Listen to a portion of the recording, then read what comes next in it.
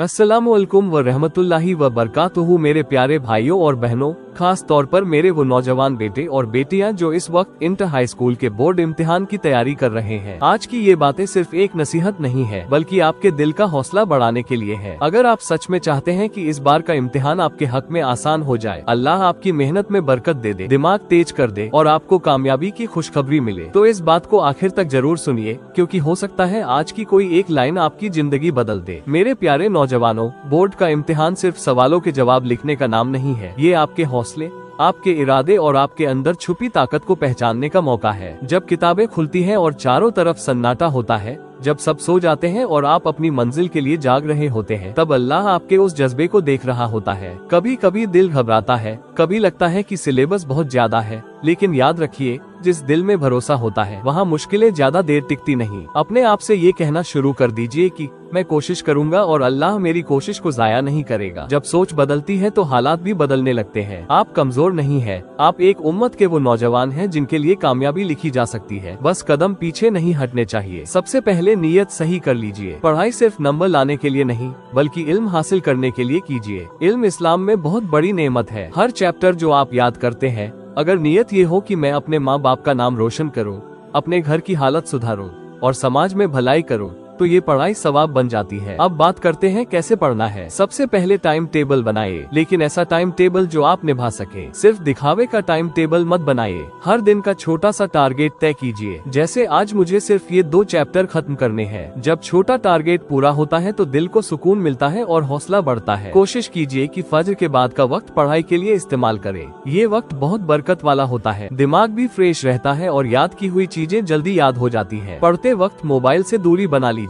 Social media, बेकार की video, बेवजह की बातें, ये सब आपका कीमती वक्त चुरा लेते हैं। याद रखिए, जो वक्त आज चला गया वो कभी वापस नहीं आएगा। अब एक बहुत जरूरी बात, दुआ मोमिन का हथियार है। जब भी पढ़ने बैठे पहले ये दुआ पढ़े, रब्बी जिदनी इल्मा, यानी ए मेरे रब, मेरे इल्म में इजाफा फरमा। इसे 3 बार पढ़िए, फिर किताब शुरू कीजिए। इंशाअल्लाह फर्क महसूस होगा। जब पेपर देने जाए तो ये दुआ पढ़ ले, हस्बियल्लाहु ला इलाहा इल्लाहु अलैहि तवक्कलतु व हुवा रब्बुल अर्शल अजीम। 7 बार पढ़ लीजिए। दिल से पढ़िए, यकीन रखिए कि अल्लाह काफी है। और अगर कभी दिमाग ब्लैंक हो जाए, याद की हुई चीज भूल जाए, तो घबराए मत। धीरे से या फत्ताहू या अलीमो पढ़ लीजिए। अल्लाह दरवाजे खोलने वाला है, सब जानने वाला है, वो आपके दिल की हालत जानता है। मेरे प्यारे स्टूडेंट्स, अपने माँ बाप की दुआ लेना मत भूलिए। उनके हाथ चूमकर घर से निकले। माँ से कहिए कि मेरे लिए दुआ करे। माँ की दुआ में अजीब असर होता है। हो सकता है आपकी मेहनत से ज्यादा उनकी दुआ काम आ जाए। इम्तिहान के दिनों में गुनाहों से बचिए। झूठ, बदतमीजी, नमाज की लापरवाही, ये सब दिल पर बोझ डालते हैं। जब दिल साफ होता है तो दिमाग भी साफ चलता है। 5 वक्त की नमाज की पाबंदी कर लीजिए। अगर पूरी नहीं पढ़ पाते तो कम से कम फर्ज जरूर पढ़िए। हर नमाज के बाद 2 मिनट हाथ उठाकर कह दीजिए,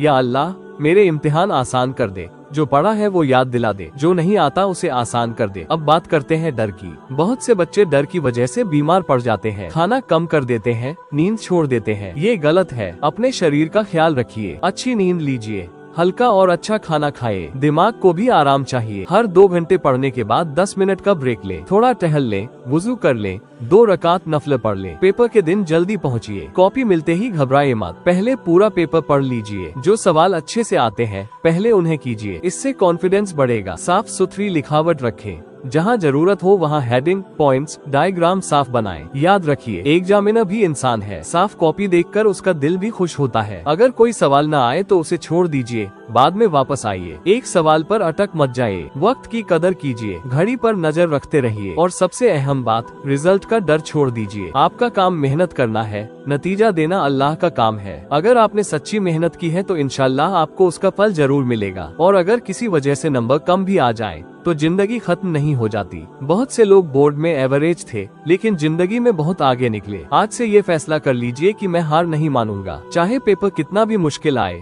मैं पूरी कोशिश करूंगा। मैं अपने रब पर भरोसा रखूंगा। मैं नमाज नहीं छोड़ूंगा। मैं मोबाइल की लत को छोड़ दूंगा। मैं अपने माँ बाप को खुश रखूंगा। अंत में मैं आप सबके लिए दिल से दुआ करता हूँ, या अल्लाह इन तमाम स्टूडेंट्स के दिल से डर निकाल दे, इनके दिमाग को रोशन कर दे, जो पढ़ा है उसे याद दिला दे, इनके इम्तिहान आसान कर दे, इन्हें कामयाबी और कामरानी अता फरमा, इनके माँ बाप की आंखों को ठंडक दे। आमीन या रब्बल आलमीन। मेरे प्यारे भाइयों और बहनों, अगर आपने ये बातें दिल से सुन ली और अमल करने का इरादा कर लिया तो यकीन मानिए अल्लाह आपको मायूस नहीं लौटाएगा। हिम्मत रखिए, मेहनत कीजिए, दुआ कीजिए और फिर देखिए कैसे कामयाबी आपके कदम चूमती है।